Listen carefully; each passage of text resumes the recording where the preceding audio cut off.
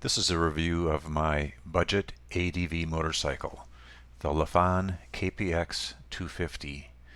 The KPX250 is a 250cc engine that is air-cooled. It has a 6-speed transmission. It comes standard with 21-inch front, 18-inch rear wheels on aluminum rims. It has a great saddle.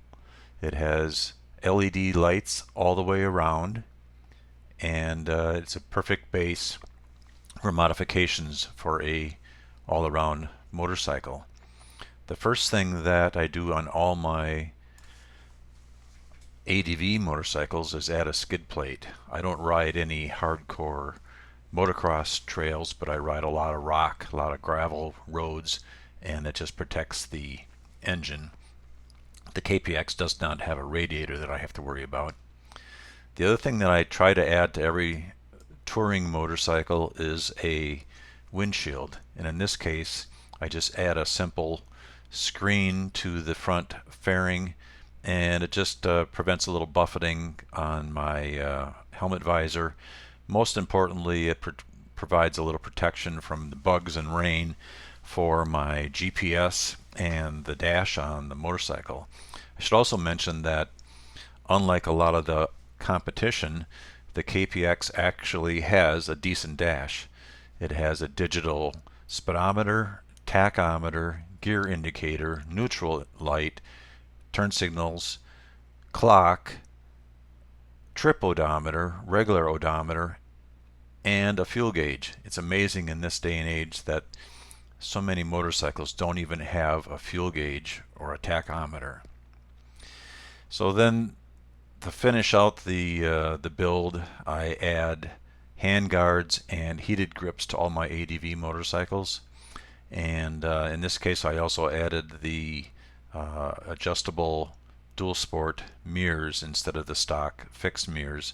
I can fold these out of the way, but in the event that I do fall, they just bend out of the way.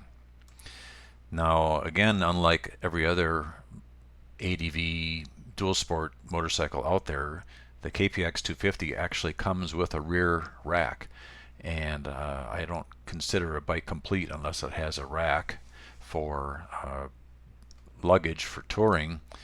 And this rack is a nice steel rack. It's not overly big, but it is very securely mounted, and the rack is easily removed with a couple bolts, and that also gives you access to the seat.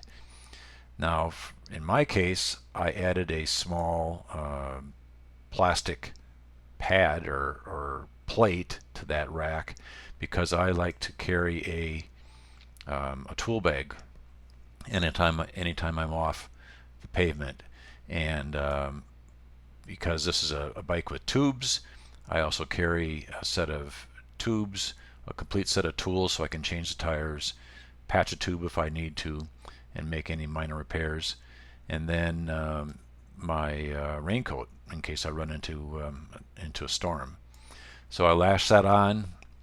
I don't use bungees, I use regular webbing straps, and this can go forever. It never loosens up, but yet it's quickly accessible. In fact, I even trailer the bike or put it on a rear rack on my vehicle without even taking this off. It never ever moves. So on this particular day, I was taking about 135-mile cross state ride on the dual sport. 135 miles total. Probably almost 100 of that was on back roads, unpaved gravel roads. And this is the stop.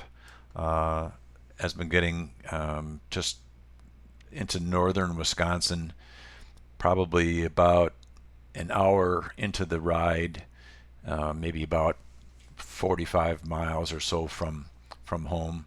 And this is just a typical northern Wisconsin route. Zero traffic, perfect gravel roads. You can cruise along at 45 to 55 miles an hour, and with the plush suspension and the long travel of a dual sport, you just float down these highways. The KPX also comes standard with very, very good dual sport tires. I've had no reason to swap the tires out for anything more aggressive.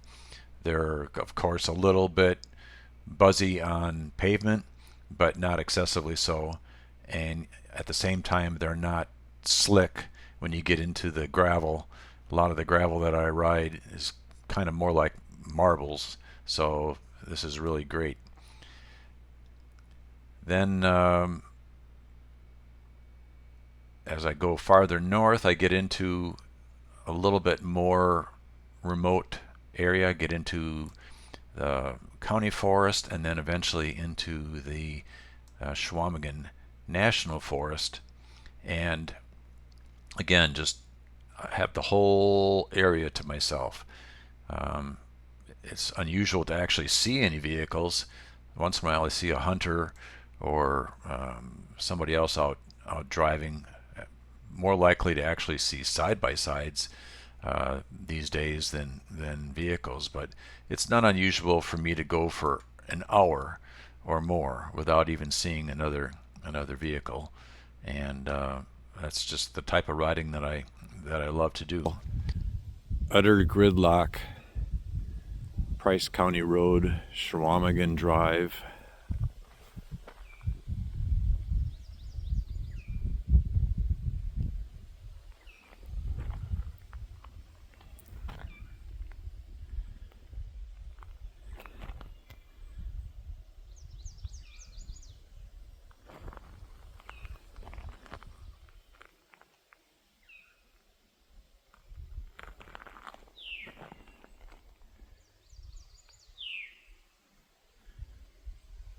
"12 miles to Highway 70.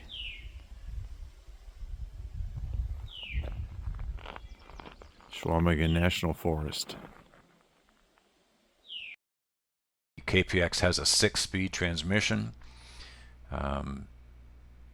Sixth gear is basically like an overdrive when you do get on the highway, and when you get on the paved sections, 60 miles an hour is just effortless. You wouldn't want to do it all day long. It does get to be a little bit tiring because you're on a light bike and you're fighting the wind a little bit, but needless to say, no problem hitting highway speeds and maintaining highway speeds. So this was, like I said, 135 miles to my destination. Took me about 3 hours roughly, and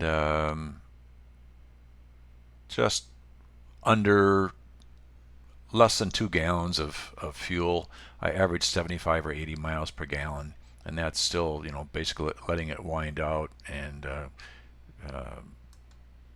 averaging 45 miles an hour, hitting up to 60 on the highways, and a little less than that on some of the slower back roads. But a beautiful bike.